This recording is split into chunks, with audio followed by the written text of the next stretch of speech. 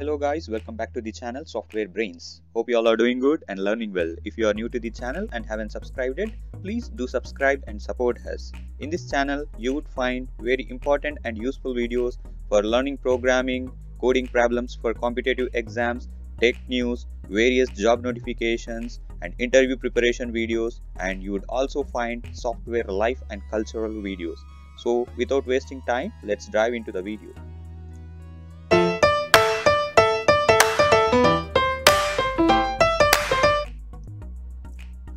In this video, we will discuss our question number 6 in most important coding questions set. So we have took an example on matrices problem. So in this problem, you need to find the sum of the diagonals of the given matrix. Okay, so let's see what this problem is and how we are going to find the sum of the diagonals. So the question states we need to find the sum of diagonals of a square matrix. That is, a square matrix is nothing but the number of rows and the columns would be same. That is 4 rows into 4 columns, or 3 rows into 3 columns, or 2 rows into 2 columns. So you need to write a program to find the sum of two diagonals, first diagonal and the second diagonal. You need to consider the elements of the first diagonal and the second diagonal. If you look in this problem, the first sum of the first diagonal elements is 1 plus 6 plus 6 plus 1, that is 14, and the sum of second diagonal elements is 4 plus 7 plus 7 plus 4, that is 22. Now if you add both the diagonals, the total sum would be 36. So your input would be a square matrix and your output to be a sum of a single the complete element. You need to print the sum as the output. Okay, so let's see how you are going to solve this problem. Just think about the logic, how you are going to frame for this logic for this program. So if you are still thinking about the logic is quite simple. You need to have an idea of a square matrix first. That is, as I told you, the number of columns and rows would be same, and as you are aware of the positions in a matrix, like the first element is A0 0, that is 0 row and 0 column, and 0 row and first column, 0 row and 2 column. This is a 3x3 matrix. So similarly, we would have the position for all the elements of the matrix. Okay, so now how you need to find the sum of these left diagonal as well as the right diagonal. That means first you need to get the element of the you need to get the index position value. That is, your index left diagonal would be A00, A11, A22. So you have to find the sum of these three elements, means you need to first traverse to these positions. So how you are going to traverse? So if you see here, the I, let us consider the column would be I and the column would be row, I would be the row and J would be the column. So we have A00, that is both I equal to 0. If you see other position, this is also one of the diagonal element of your left diagonal, that is A11. Here also row and column is same, and if you see third element also 2 2, that is here also the element both the I and J are same. So here the simple logic to retrieve your left diagonal is, whenever your I and J are equal, then you can directly take the element and you can add up to your left diagonal sum. So in case of left diagonal, row and column number are same.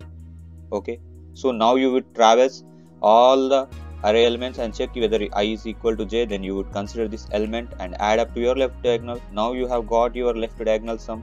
The remaining is the right diagonal.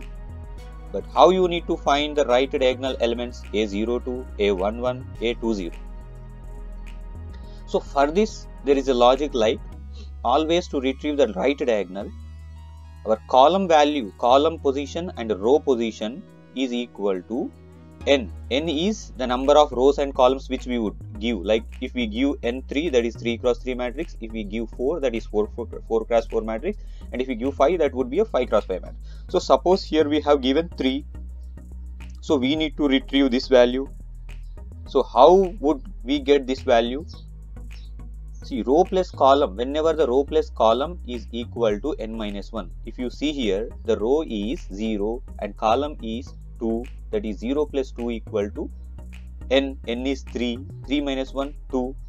So we have, our condition is satisfied. Based on this condition, you can retrieve the values of your right diagonal elements.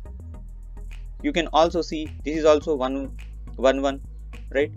This is also one of the diagonal element.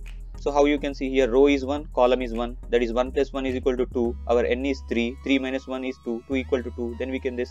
So whenever this condition is satisfied, you can directly retrieve the element and add up to your right to diagonal element. So we have written a code in our Java. So you could use your own logic and build the program. We have written the simple logic. Let's see how we have framed. So we have written the program in Java. As you are aware, we have took software, our class name and public static void main, and our logic starts here. So we have took couple of variables, d1 diagonal 1 sum, d2 diagonal 2. It will store the sum of diagonal 1 and diagonal 2.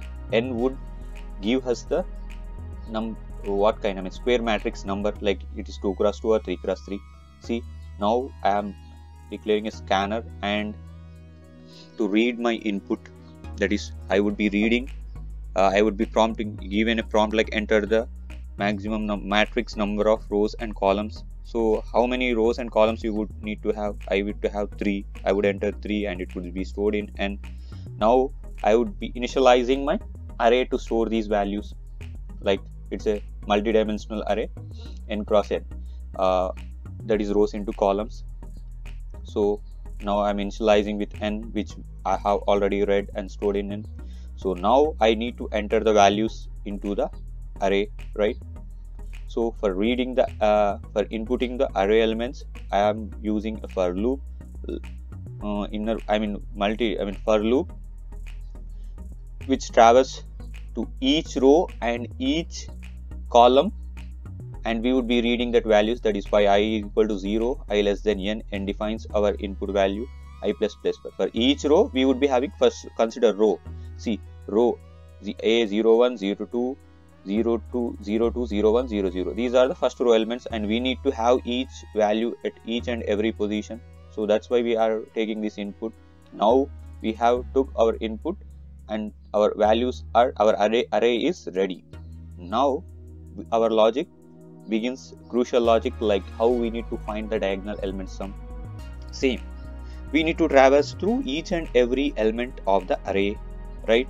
So first for loop says like first I is equal to, for first row it should be starting with 0 and it should be less than with 3, that is less than with number of rows and columns, and next I plus by every time incrementing. So for every row you need to check the corresponding column value also. So our J represents the column, so we would be traversing each row and each column of that row, and inside it we are checking if I equal to j, then we would be summing up our diagonal 1 elements, that is if I equal to j, d1 is equal to d1 plus the value at that position, that is I comma j. Whenever I is equal to 0 and j is equal to 0, we would get this value, so we would be storing it.